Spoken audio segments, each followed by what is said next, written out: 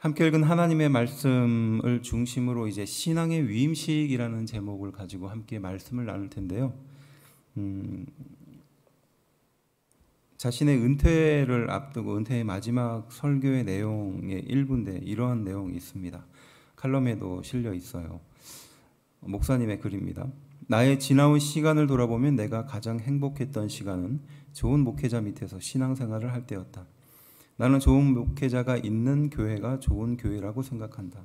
좋은 목회자란 바울처럼 예수님을 닮고자 노력하는 사람이다.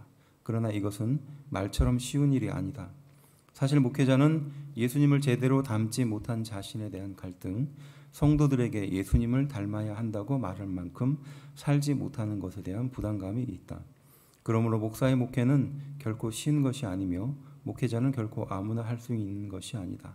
그러나 예수님을 닮아가려고 노력하는 목회자를 모시고 있는 교회는 행복하다. 목사만 부지런히 따라가면 예수님을 닮아가기 때문이다.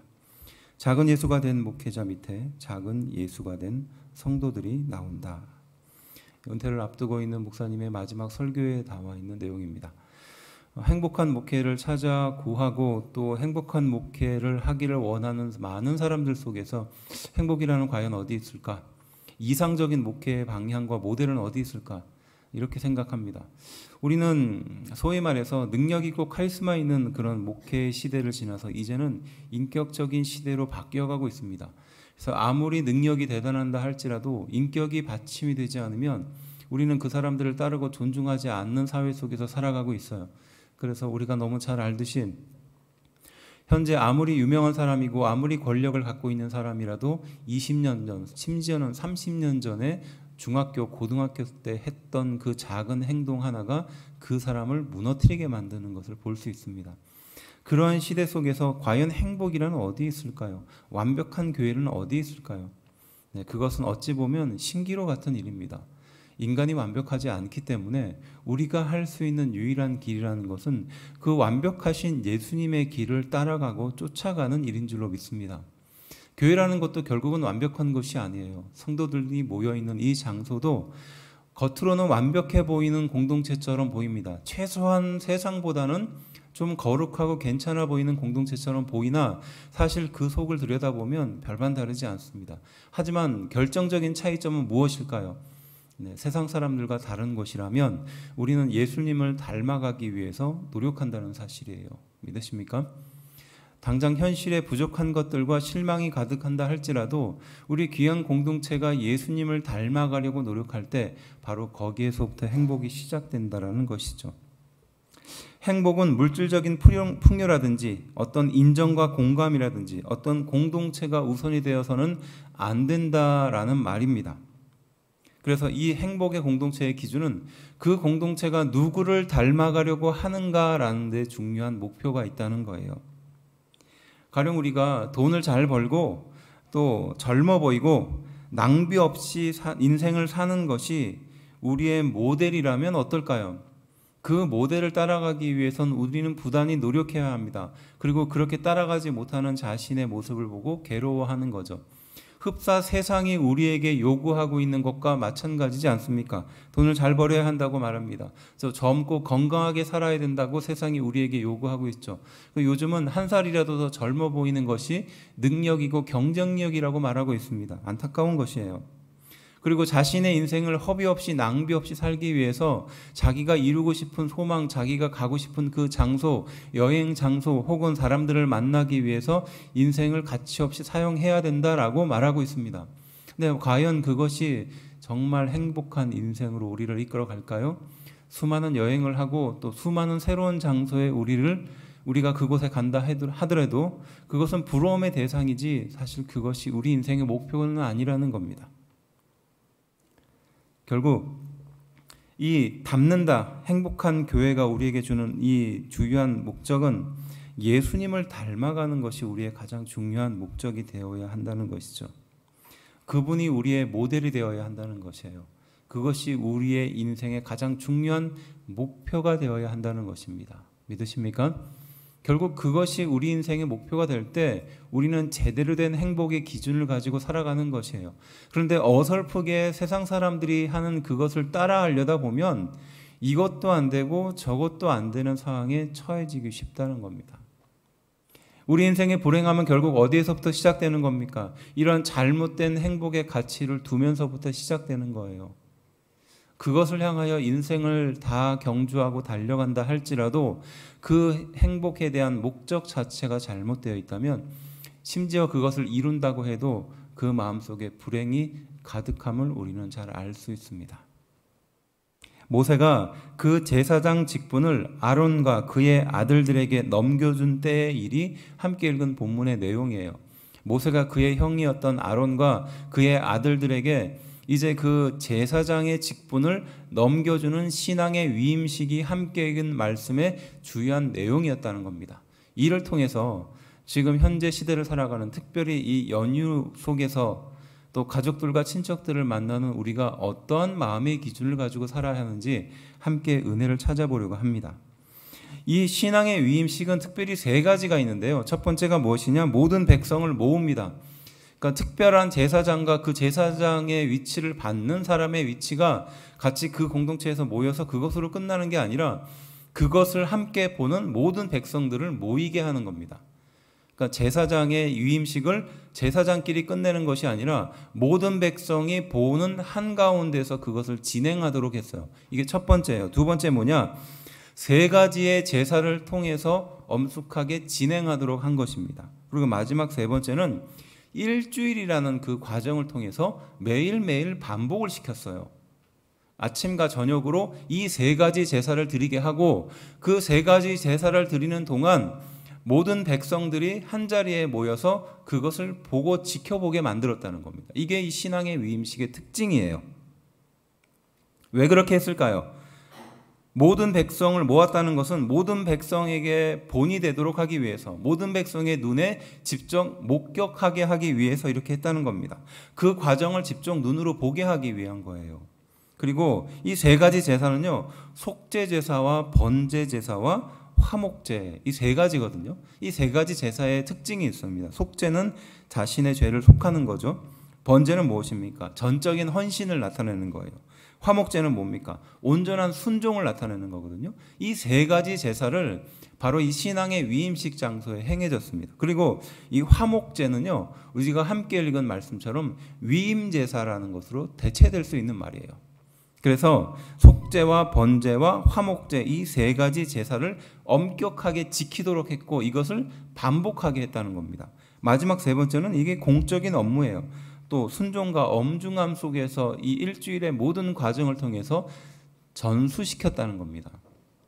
그냥 단순하게 생각하면 모세가 가지고 있었던 이 제사장의 직분을 아론과 그의 아들들에게 넘겨주는 과정이니까 한 번 정도면 끝났을 일입니다. 하지만 하나님께서는 그렇게 하지 않으셨거든요. 일주일이라는 과정을 통해서 모든 백성들이 다 모이는 곳에서 이런 일들을 감당하게 하고 겪게 하셨다는 거예요. 이게 의미가 있다는 겁니다. 그렇게 보면요, 앞서 우리가 살펴본 것처럼 교회도 그러한 것처럼 가정도 신앙의 위임식과 같은 상황에 있다는 겁니다. 신앙의 위임식과 같은 현장이라는 뜻이에요.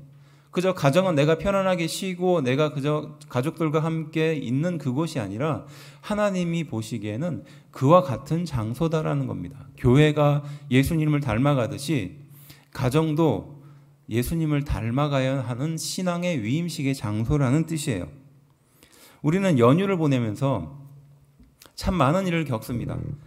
아침에 가서 저녁에 돌아오시는 분들도 있지만 대부분은, 상당수 많은 분들은 그 가족이 있는 그곳으로, 가족이 모이는 그곳으로 많은 시간을 운전해서 갑니다.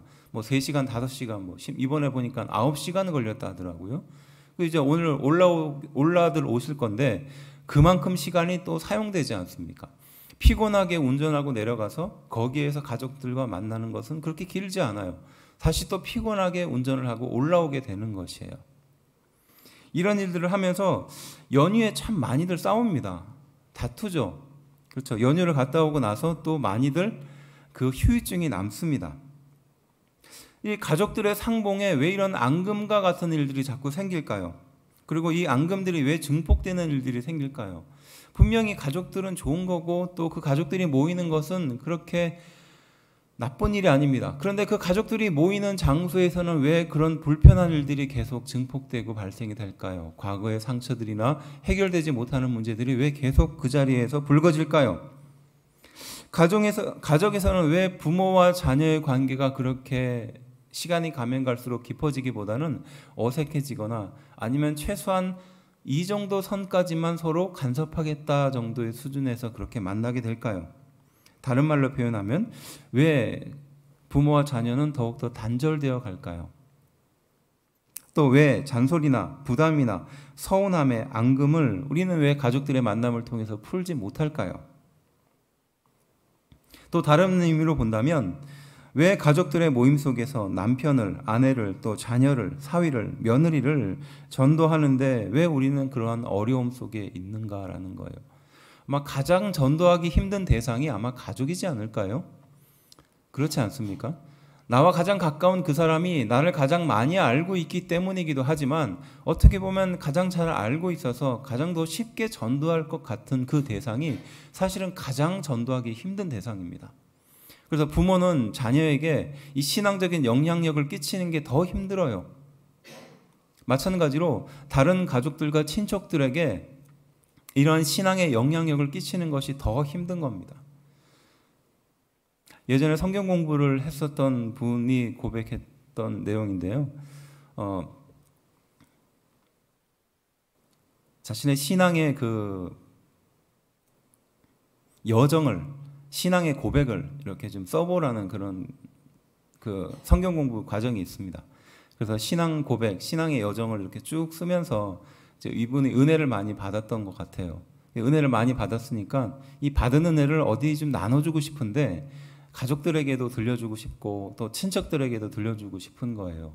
그래서 마침 그 모임 이후에 이렇게 명절이 있어서 그 가족들이 다 모이는 곳에서 자신의 신앙 고백이죠. 자신의 신앙의 여정을 이렇게 읽어줬다라는 그런 말을 들어본 적이 있어요. 얼마나 자신의 신앙의 고백을 통해서 이 고백을 가족들에게 또 친척들에게 전하고 싶었으면 그 은혜를 전하고 싶었으면 그렇게 했을까 행동도 좀 추측하게 됩니다. 생각하게도 되죠. 그런 일들이 결국은 선한 영향력이 가족 안에서 드러나고 또 특별히 믿음 안에서 더 드러나야 하는데 우리의 현실을 보면 그렇지 않은 경우가 많거든요. 가족들 사이에 모이면 이상하게 다툼과 어떤 아픔이 더 많이 자극이 됩니다. 그래서 최소한 그것만 이야기하지 않으려고 형식적으로 만나는 경우도 종종 있다는 겁니다. 어쨌든 이 신앙의 위임식이라는 이 중요한 주제를 놓고 어떤 것을 전수했는가, 어떤 것을 전했는가, 모세가 그의 아론과 그의 아들들에게 어떤 것을 전했는가, 또 하나님께서는 왜 이것을 통해서 우리에게 교훈하신 것이 무엇인가, 특별히 현대인에게 이 신앙의 전수는 어떠한 의미인가 좀 살펴보려고 하는 것입니다. 첫 번째는요, 모세가 아론을 통해서 주었던, 또 하나님이 모세를 통해서, 모세가 아론을 통해서 주었던 이 신앙의 위임식에서 주었던 의미는 거룩함의 전수입니다. 거룩함의 전수예요. 30절 말씀인데요, 이렇게 말씀하고 있습니다. 모세가 관유와 제단 위에 피를 가져다가 아론과 그의 옷과 그의 아들들과 그의 아들들의 옷에 뿌려서 아론과 그의 옷과 그의 아들들과 그의 아들들의 옷을 거룩하게 하고 라고 말하고 있거든요. 자, 지금 모세는 관유라는 것과 이 피라는 두 가지를 아론과 그의 아들들의 옷에 뿌리는 것으로 설명하고 있습니다. 무엇입니까? 관유라는 것은요, 당시의 감람류에 여러 가지 향품을 섞어서 만든 기름이에요. 이것은 거룩한 기구를 구별할 때 사용했던 방법입니다. 가령 어떤 성물이 왔다 하다면 이 성물은 성물로서 구별하기 위해서 이 거룩한 기름을 그 성물에 바르도록 했거든요. 그러니까 구별한다는 의미예요. 그리고 또 피입니다. 제단 위의 피라는 것은요, 이 하나님께서 모든 제사의 제물들은 하나님께 올려드리고 나서 다시 제사장이나 그의 가족들이 먹게끔 했지만 단 두 가지는 먹지 못하게 금지하셨거든요. 그 첫 번째가 무엇이냐? 피예요. 두 번째가 기름입니다. 이 두 가지는 하나님께 속해 있으니까 너희는 먹지 말고 제단에 쏟거나 제단에다가 담아두거나 이렇게 하라라고 가르쳤거든요. 그 두 가지. 이 생명은 하나님께 있기 때문이에요. 바로 이 두 가지 감람유에다가 여러 향품을 섞은 이 관유와 제단의 피를 그 모세가 아론과 그의 아들들에게 뿌리는 것입니다. 무엇입니까? 거룩하게 한다라는 뜻이에요. 그래서 모세가 온유하고 거룩해서 지도자가 된 것이 아니라 아론과 아들들이 다른 백성보다 더 거룩해서 이와 같은 제사장의 직분을 받는 것이 아니라 하나님께서 거룩하게 하는 그것을 통해서 모세도 거룩하게 된 것이고, 그리고 모세를 통해서 아론과 그의 아들들도 거룩하게 되었다라는 것을 교훈하고 있는 것인 줄로 믿습니다. 즉 하나님이 그들을 거룩하게 하셨기 때문에 거룩하게 되었다라는 것이에요. 믿으십니까? 우리는 보면 거룩하게 하게 되었다라는 것을 자꾸 자격으로 생각합니다. 이러한 거룩함을 갖추기 위해서 이러이러한 거룩한 어떤 요소들이 있어야 된다고 생각하거든요. 하지만 성경은 그것을 가르치지 않아요. 그것은 나중에 나오는 영향력이죠. 하나님은 거룩하지 않은 모세를 불러서 거룩하게 만든 거예요. 거룩하지 않은 아론과 그의 아들들을 제사장으로 삼기 위해서 거룩으로 불러주신 줄로 믿습니다. 하나님의 거룩한 백성도 마찬가지예요. 목회자인 저도 마찬가지입니다. 거룩할 것들이 요만큼도 없지만 하나님은 목회자를 거룩한 자리로 불러주신 거예요. 마찬가지로 우리 귀한 성도들도 세상 속에서요 거룩하게 살아갈 이유가 바로 여기에 있습니다. 가장도 마찬가지라는 거예요. 자격이 있어서 가장이 된 것이 아니라 하나님이 거룩하도록 세워주셨기 때문에 된 것이라는 뜻이에요. 모세의 거룩함은 하나님의 은혜의 능력이 임했기 때문입니다. 마찬가지로 그 후계자에게도 그렇게 전달되는 것이에요. 하나님이 거룩하게 하셨기 때문에 거룩하게 되었다라는 사실을 말하는 겁니다. 부모도 자식에게 거룩하게 되었다, 존경을 갖추어서가 아니라 부모로 세워졌기 때문이라는 겁니다. 우리는요, 부모가 자녀를 잘 양육하도록 어떤 자격과 능력을 갖추어서 부모가 된 사람들은 아마 세상에 없을 겁니다. 부모가 되면서 부모 자격 시험을 본다거나 자녀를 낳게 되면서 이런 자격 시험을 통과해서 부모가 된 사람은 한 사람도 없어요. 부모로 세워졌기 때문에 우리는 부모가 된 것입니다. 부모의 자격에 면피를 주려는 것이 아니에요. 일방적으로 누군가에 의해서 세워졌으니까 부모의 자격이 좀 부족하더라도 그것을 면피해주기 위해서 이 말을 하는 것이 아닙니다. 그 부모의 자격을 누구에게 부여받았는가라는 것을 상기시켜주기 위해서 하는 말이에요. 그러니까 우리가 그냥 태어나면서 자연스럽게 자녀를 낳음으로써 부모가 되었다는 것이 아니라 이 부모가 되게 해주었다라는 것은 하나님의 축복이라는 뜻입니다. 믿으십니까? 그냥 된 것이 아니라 하나님의 축복으로 부모와 자녀의 관계가 생긴 거예요. 그러니까 이것은 내 것이 아니라 하나님의 것입니다. 하나님이 우리에게 맡겨주신 거예요. 그래서 이 거룩함이 훼손되지 않도록 우리 부모는 이것을 소중하게 여겨야 될 이유가 여기 있다는 겁니다. 무엇과 같습니까? 권위와 같은 거예요. 그래서 말씀은 세상의 권세와 권위에 도전하지 말라라고 가르칩니다. 오히려 순종하라라고 가르치죠. 이것은 무엇입니까? 세상의 모든 권위는 하나님께서 주셨기 때문에 위정자와 권세자들을 위해서 너희는 기도해야 된다라는 말씀입니다. 마찬가지로 교회의 권위도 그렇다는 것입니다. 우리가 교회의 권위를 잘못 이해하면 권위적으로 이해할 수 있어요. 그러면 권위적인 교회의 방침에 대해서 사람은 자연스럽게 반항하게끔 되어 있습니다. 부모도 마찬가지예요. 부모의 권위에 대해서 자녀가 권위적이라고 생각하는 그 순간부터 자녀는 그 부모의 권위에 반항하도록 되어 있어요.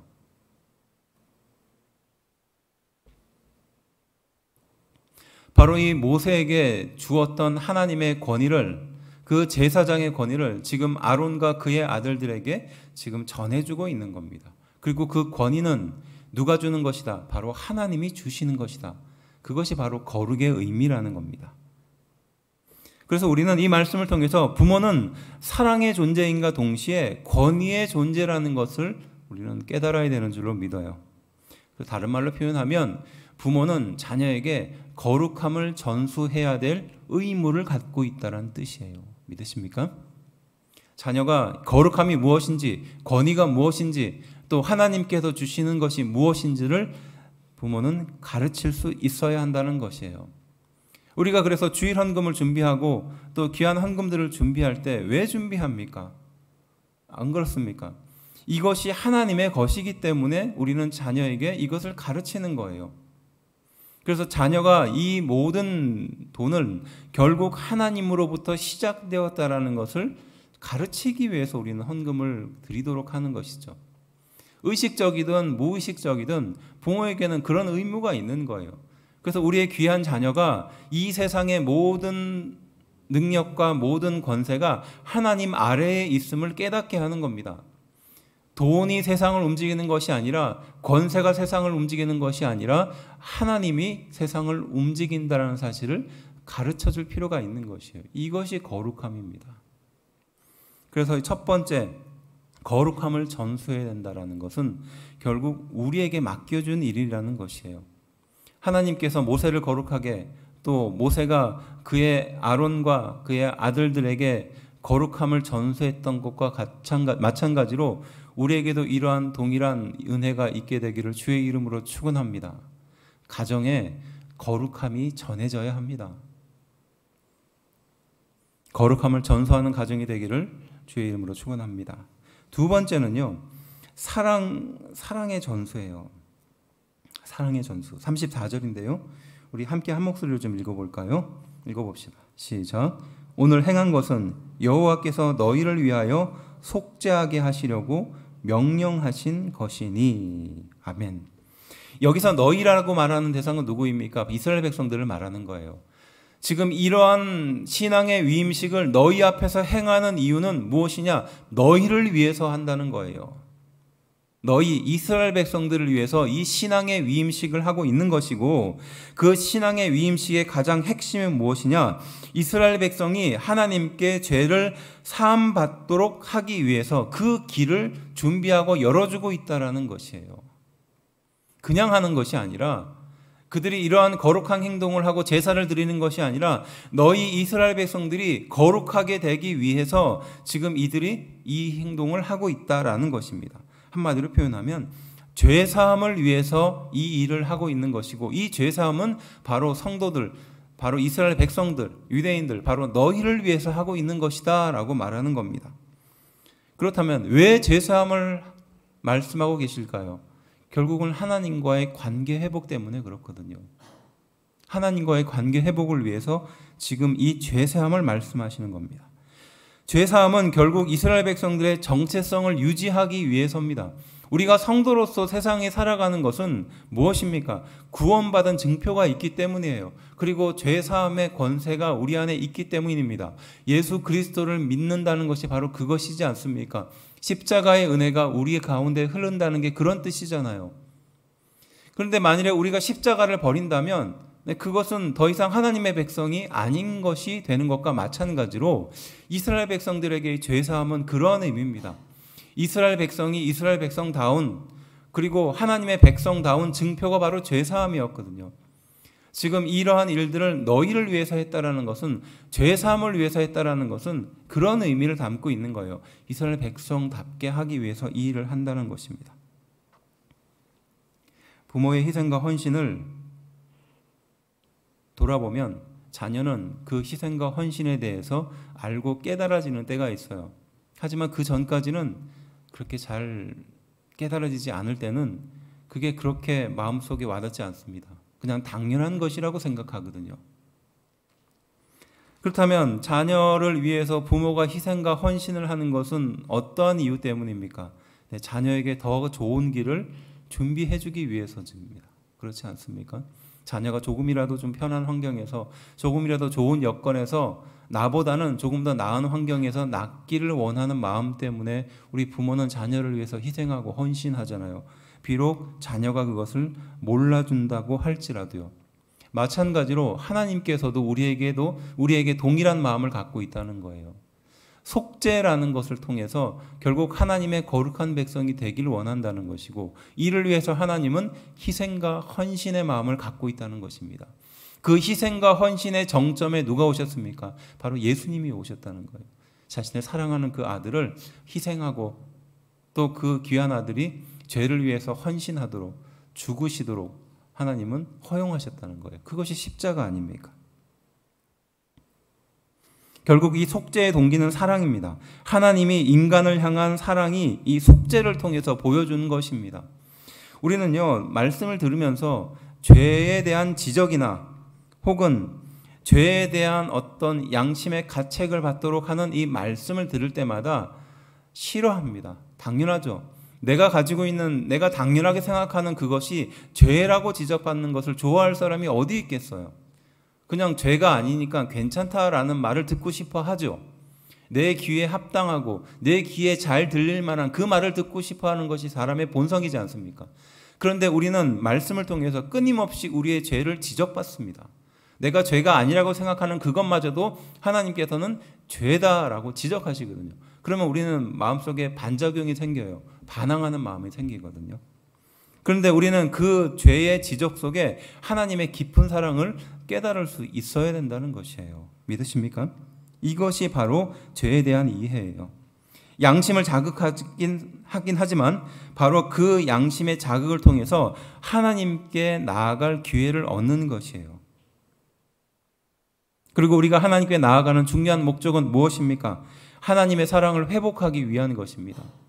우리가 죄를 회개하고 하나님께 엎드리고 십자가에 나의 모든 것들을 내려놓는 목적은 무엇입니까? 하나님과 정성적인 관계를 회복하기 위해서라는 것이에요. 믿으십니까?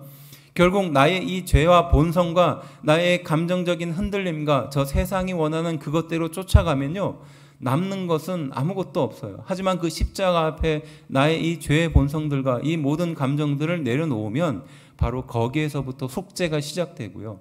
그리고 그 속죄 뒤에 하나님의 은혜를 회복하는 것이 시작되는 줄로 믿습니다. 죄는 회개하지 않고 하나님께만 나아가려는 사람은 이중적인 마음이에요. 하나님은 죄를 미워하십니다. 그 죄가 우리와 하나님 사이의 관계를 멀어지게 했기 때문이에요. 그 죄를 해결하지 않고는 우리는 도저히 하나님께 나아갈 수 없습니다. 바로 그래서 예수님이 오신 거예요.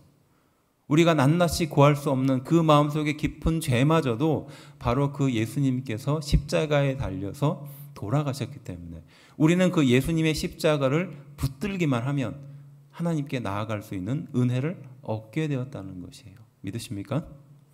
이러한 당연한 것을 권리라고 생각하는 거예요. 그래서 죄는 회개하지 않고 자신의 죄는 발견하지 않고 남들의 죄만 자꾸 지적하고 발견하려고 해요.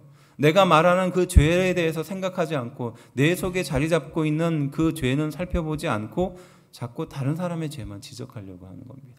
그리고 그 죄를 하나님 앞에 속죄하지 않은 채로 그저 하나님 앞에 겉모습만 가지고 나아가려고 하는 거죠.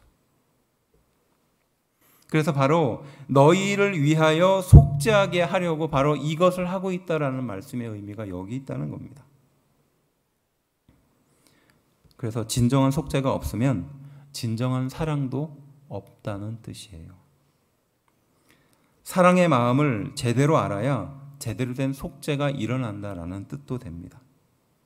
부모의 그 많은 잔소리 뒤에 희생과 헌신이 담겨 있고 기도가 담겨 있음을 깨닫게 된 이후에야 진정한 회복이 일어난다는 것입니다. 부모의 그 잔소리와 희생과 헌신 뒤에 사랑을 깊이 깨닫게 되는 그때에야만 부담이 사라지고 회복이 일어난다는 사실이죠. 결국 가정에서 경험하는 사랑은 희생과 헌신이 전제가 되어야 합니다. 이것은 목회자가 또 교회를 향하여 갖고 있는 마음과 동일하다는 거예요. 목회자가 희생하지 않고 목회자가 헌신하지 않고 목회자가 속죄하지 않고 교회를 섬기지 않으면 그 속에서는 아무런 열매도 나타나지 않는 것과 마찬가지라는 겁니다. 결국 목회자가 하나님의 말씀에 순종하고 하나님의 말씀에 속죄하고 엎드릴 때 성도 또한 바로 그러한 사랑을 닮아가며 함께 그 예수님의 길을 따라가는 것과 마찬가지라는 거죠. 그렇게 보면요, 목회자의 시선에서는 대단하고 능력 있고 잘나고 세상에서 보았을 때 소위 말해서 괜찮은 사람을 바라보기보다는 오히려 연약하고 오히려 힘든 성도들을 더 바라보게 되는 거예요. 더 연약한 성도들을 바라보게 되는 겁니다. 그럴 수밖에 없어요. 부모님이 그렇지 않습니까? 똑같은 자녀가 있어도 잘나고 괜찮은 자녀도 참 힘이 되고 어깨에 힘이 들어간 자녀도 있지만, 또 한편으로는 좀 못나고 좀 부모가 보기에 좀 부족한 자녀가 더 마음에 쓰이게 되는 것과 마찬가지예요. 하나님께서도 이 세상의 모든 은혜 속에서 성도들이, 하나님의 자녀들이 살아가길 바라나 죄악으로 인하여 엎드려져 있는 성도들을 바라보게 되어 있는 것이에요. 자녀가 잘났기 때문에 그 자녀를 사랑하는 부모는 세상에 없습니다. 마찬가지로 하나님께서는 그 백성을 그렇게 바라보고 계시는 거죠. 자신의 온전한 죄를 만나고 그 죄를 십자가로 해결하며 하나님께 나아가 그 하나님의 깊은 사랑을 깨닫기를 하나님은 원하시고 계십니다.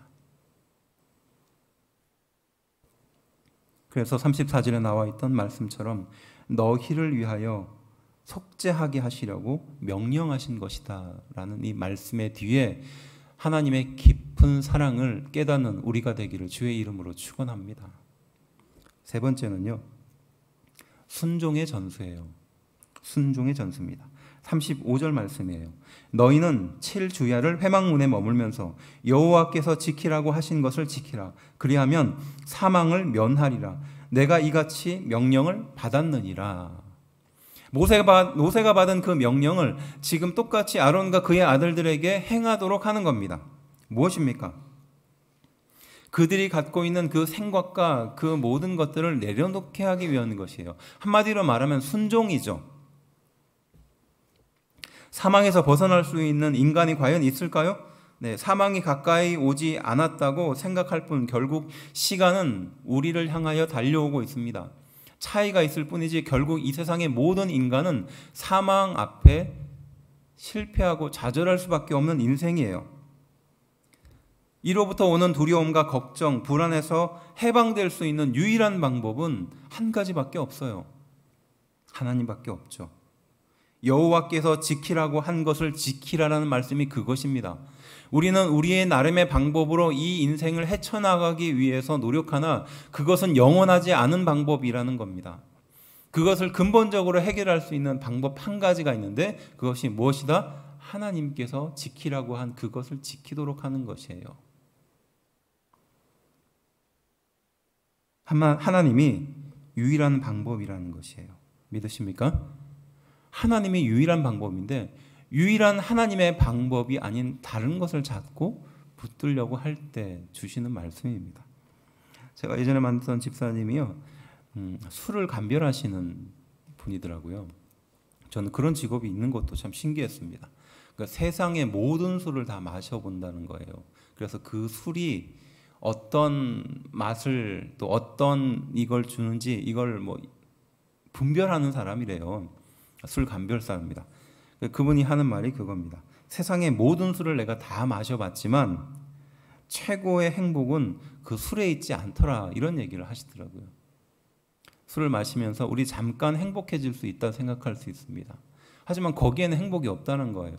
세상에 가장 진귀하고 좋은 술을 다 마셔봤지만 거기에는 진짜 해답이 없더라는 거예요.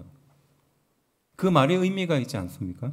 우리는 세상을 향하여 수많은 방법을 동원해서 그것을 찾습니다. 그게 진짜라고 생각해요.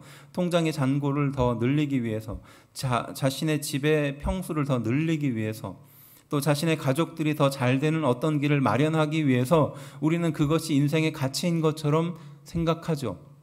하지만 그게 유일한 방법이 아니라는 겁니다.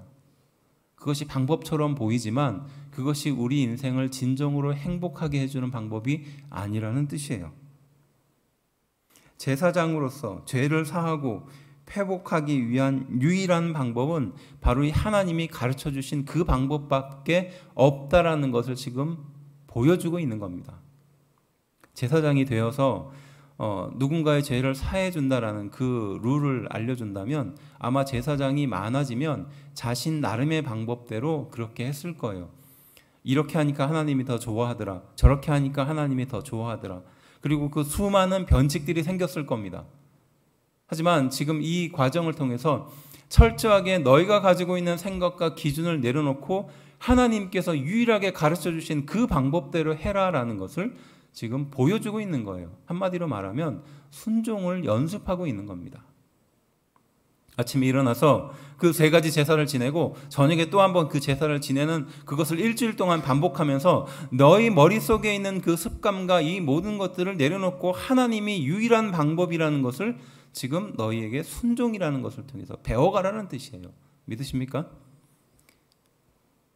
제사장으로서의 순종이 얼마나 중요한지 우리는 이것을 통해서 알 수 있습니다. 신약에서는 이건 다른 말로 표현하면 충성입니다.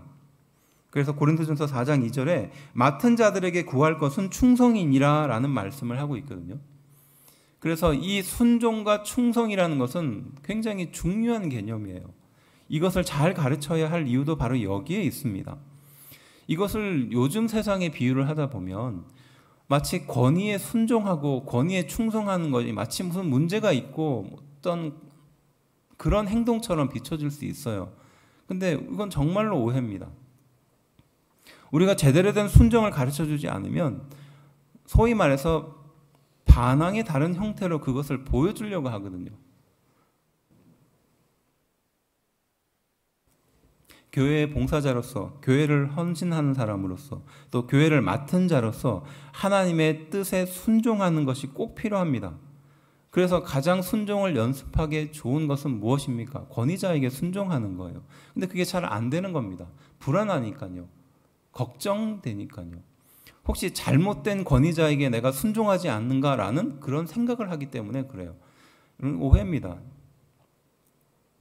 소위 말해서 청직이잖아요. 하나님께서 맡겨주시는 청지기거든요. 불의한 청지기는 하나님이 직접 심판하신다고 했어요. 그럼 일반적으로 우리가 거룩한 청지기, 보통의 청지기들은 자기가 맡겨진 것에 대해서 알고 있거든요. 이것을 자기 걸로 오해하는 그때부터 불의한 청지기가 되는 겁니다. 근데 우리가 혹시 이 불의한 청지기와 같이 있지 않을까? 혹시 그 불의한 청지기에게 내가 순종하면서 인생을 버리지 않을까라는 그런 두려움이 있는데요. 그것이야말로 정말 잘못된 두려움입니다.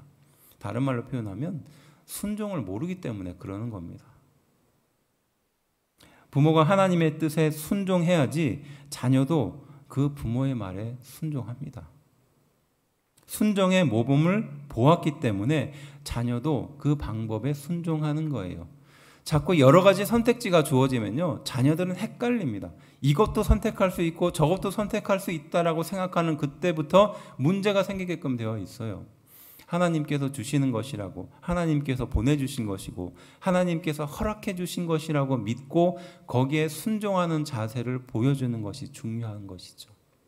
바로 이 모세와 아론이 일주일 동안 이 지나는 과정을 통해서 순종의 모양을 보여주는 것도 바로 그거예요.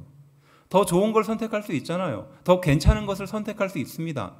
하지만 그런 선택이 오히려 순종을 방해한다는 것을 우리는 이 말씀을 통해서 깨달아야 하는 것이에요. 신앙의 위임식은 결국은요, 거룩함을 전수하기 위한 것입니다.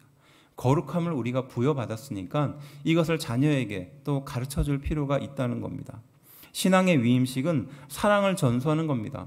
속죄함을 통해서, 내가 희생함을 통해서 그 뒤에 숨겨진 진실한 사랑을 전수하는 거예요. 신앙의 위임식은 유일한 방법인 하나님의 방법을 붙드는 그것을 통해서 순종을 전수하는 거예요. 믿으십니까? 결국 순종하지 않는 가정은요, 끝까지 순종하지 않습니다. 그리고 다른 길을 찾으려고 해요. 대안을 찾으려고 해요. 그런데 그 대안 속에는 길이 없습니다. 유일한 그 예수님의 길만이 우리에게 주어진 줄로 믿습니다. 그것이 우리 인생을 해결할 수 있는 유일한 열쇠예요. 다른 것을 자꾸 의지하잖아요. 그러면 거기에 길이 있어 보이잖아요. 실제로 가보면요, 거기에 또 다른 불평과 불만이 있어요. 무엇이 필요한 겁니까? 내 앞에 놓여진 환경과 여건에 순종하는 연습이 필요한 거예요. 그리고 그것을 자녀들에게 가르쳐 줄 때 그 자녀가 바로 자란다는 거죠.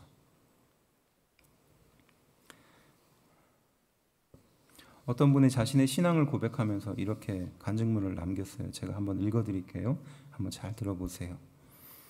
오늘은 참으로 의미 있는 날이다. 나는 유년 시절부터 친할머니의 사랑을 받고 생활을 하였고 할머니의 신앙을 내가 이어받아 목사가 되었고 내 아내와 아들도 목사가 되었다. 그런데 친할머니의 또 다른 신앙의 열매가 있다. 할머니 동생의 자녀 자손들이다. 할머니가 생존에 계셨을 때 동생 할아버지가 집에 오셨다. 아마 암이 걸리셨던 것 같다. 이때 할머니는 암에 걸린 동생을 전도하셨다. 암에 걸린 동생은 전도를 받고 자기 집으로 가신 후에 아내와 자녀들을 전도하였다. 그 후에 할머니는 동생을 구원하기 위해 기도원에 다니며 동생 할아버지를 위해 정성을 다해 기도하셨고 동생 할아버지는 예수님을 믿고 천국에 가셨다. 동생 할아버지의 자녀들은 늘 구슬하며 우상을 숭배하는 가정이었으나 모두 예수 믿고 구원받았다.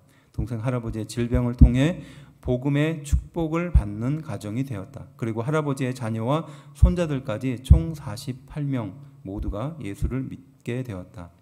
이번에 동생 할아버지 자녀들이 부산에 오셨다. 나에게는 참으로 뜻깊은 시간이다. 할아버지의 가족 11명을 1박 2일 동안 투어로 섬겼다. 약 50년 전에는 고향이 옆이라 가끔 볼 수 있었다. 그러나 삶의 자리들이 달라서 오랜 시간 만나지 못했다. 어린 시절 늘 보던 분들을 만나는 것은 큰 기쁨이었다. 그리고 함께 제가 섬기는 교회에서 예배를 드렸다. 감사와 감격의 시간이었다. 이들의 얼굴을 보면서 할머니의 모습이 떠올랐다. 신앙의 생명력은 전도를 통해 이어진다. 가족 48명 중에 목사 1명, 전도사 1명, 장로 2명, 안수집사 2명, 권사 6명 등 굿하는 가정이 복음의 가정으로 모두 변화되었다. 그들의 언어는 신앙적이었고 부드러웠으며 화목된 생활을 하고 있다. 한 사람의 변화가 이렇게 큰 축복으로 믿음의 가문을 만들었다. 할아버지의 자녀들은 모두 교회의 직분자로 헌신하고 있다. 마치 바울이 빌립보 간수에게 복음을 전할 때 간수와 그 가정이 변화를 받아 빌립보의 교회가 된 것과 같다. 복음은 능력이 있어서 한 가문을 변화시키고 새롭게 한다.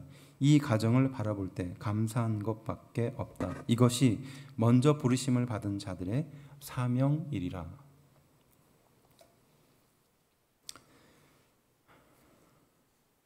고린도전서 11장 1절은 사도 바울이 이렇게 고백하고 있습니다. 내가 그리스도를 본받는 자 된 것 같이 너희는 나를 본받으라 라고 말씀하고 있어요.